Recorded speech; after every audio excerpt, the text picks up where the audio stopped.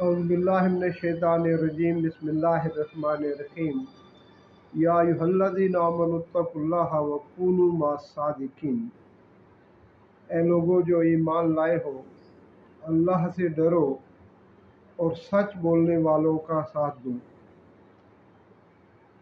سورہ توبہ آیت 119 اور اس سلسلہ کلام کی جس میں اللہ سبحانہ وتعالیٰ ایمان والوں سے مخاطب ہے، یہ آیت نمبر 54 ہے۔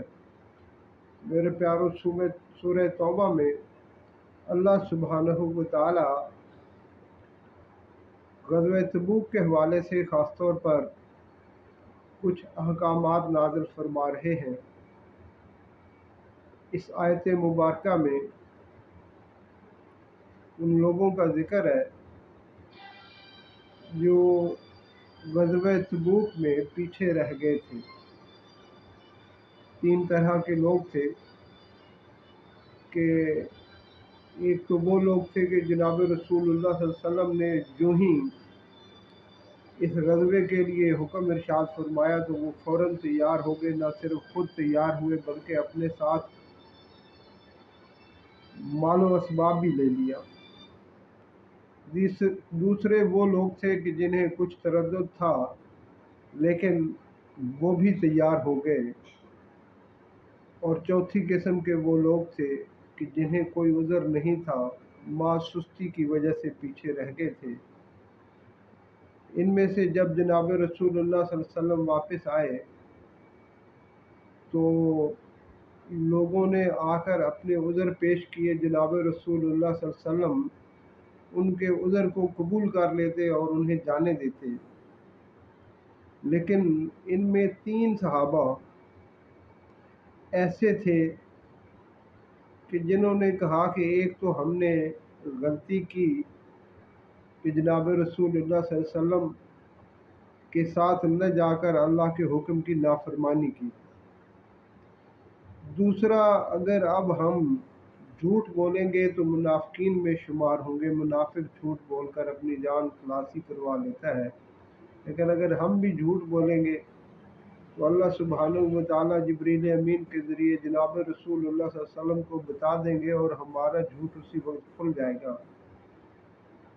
یہ 3 صحابہ کعب بن مالک رضی اللہ تعالیٰ عنہ، مرارہ بن ربیع رضی اللہ تعالیٰ عنہ اور ہلال بن امیہ رضی اللہ تعالیٰ عنہ تھے۔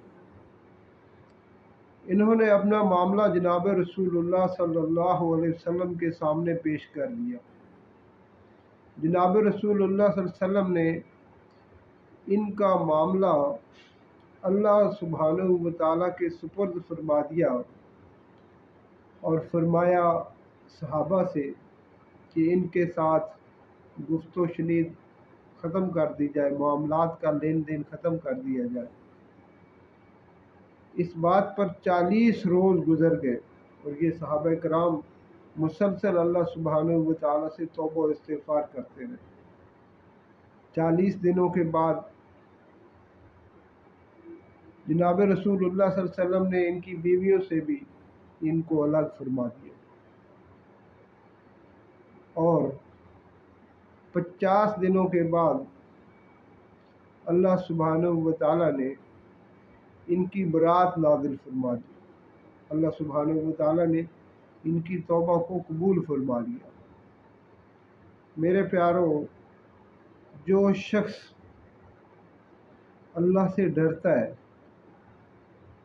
توبہ کرتا ہے، اللہ سبحانہ وتعالیٰ اسے ضرور معاف فرما دیتے ہیں۔ ان اشخاص کا جرم اگرچہ بہت بڑا تھا، اللہ کے حکم کی نافرمانی، رسول اللہ صلی اللہ علیہ وسلم کے ساتھ نہ جانا اور جہاد سے پیچھے رہ جانا، یعنی اور کوئی چھوٹی موٹی غلطی نہیں، یہ سب سے بڑا جرم ہے کہ جب اللہ کے راستے میں جان اور مال لگانے کا وقت آئے تو اس وقت انسان پیچھے ہٹ جائے۔ یہ جان اور مال کس کا دیا ہوا ہے؟ یہ جان اور مال اللہ سبحانہ وتعالیٰ کی امانت ہے۔ جان بھی امانت ہے، مال بھی امانت ہے، اور جو شخص جب اس سے مطالبہ کیا جائے کہ کہ یہ امانت جو تمہارے پاس ہے مالک کو لوٹا دو، اور وہ لوٹانے کے لیے تیار نہ ہو تو اس سے بڑا مجرم کون ہو سکتا ہے؟ اللہ سبحانہ و تعالیٰ غفور الرحیم ہے، وہ فرما رہے ہیں کہ اللہ سے ڈرو، اور جو شخص اللہ سے ڈر گیا اور اس نے سچوں کا ساتھ دیا تو وہ کامیاب ہو گیا۔ اس لیے اللہ سبحانہ و تعالیٰ فرما رہے ہیں کہ ہمیشہ سچ کو مضبوط پکڑو، سچ نجات دینے والا ہے اور کذب جہنم میں لے جانے والا ہے۔ اللہ سبحانہ و تعالیٰ ہمیں اس آیت مبارکہ سے وہ اسباق سیکھنے کی توفیق عطا فرمائے جو اللہ اور رسول کی رضامندی کا سبب بنتے ہیں۔ آمین آمین آمین۔